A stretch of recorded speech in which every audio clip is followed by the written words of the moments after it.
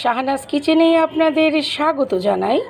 আজ আমি আপনাদের বাদশাহী চিকেন উইংস এই দুর্দান্ত রেসিপিটা স্টেপ বাই স্টেপ খুবই ইজি প্রসেসে করে দেখাবো।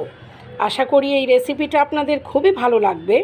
আর ভালো লাগলে আমার চ্যানেলটিকে নতুন বন্ধুরা অবশ্যই সাবস্ক্রাইব করে দেবেন, আর সমস্ত বন্ধুরা লাইক, কমেন্ট, শেয়ার, সাপোর্ট করে অবশ্যই আমার পাশে থাকবেন।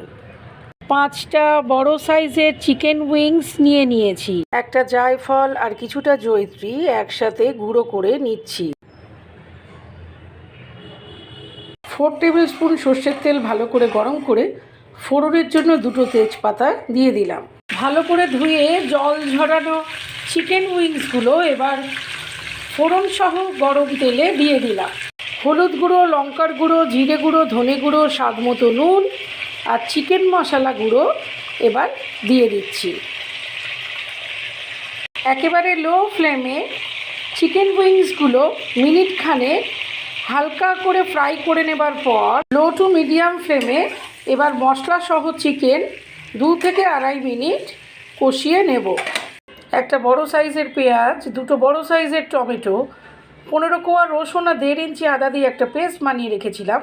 এবার এই পেস্টটা চিকেন উইংসের মধ্যে দিয়ে দিলাম। একদম লো ফ্লেমে 2 থেকে 2.5 মিনিট এইভাবে চিকেনগুলো কষাতে থাকবো। গরম করে রাখা মশলা পেস্টের জল দিয়ে আবার 2 থেকে 2.5 মিনিট একদম লো ফ্লেমে চিকেন উইংসগুলো কষিয়ে নেব। টেস্টে ব্যালেন্স আনার জন্য চিনি দিয়ে দিলাম।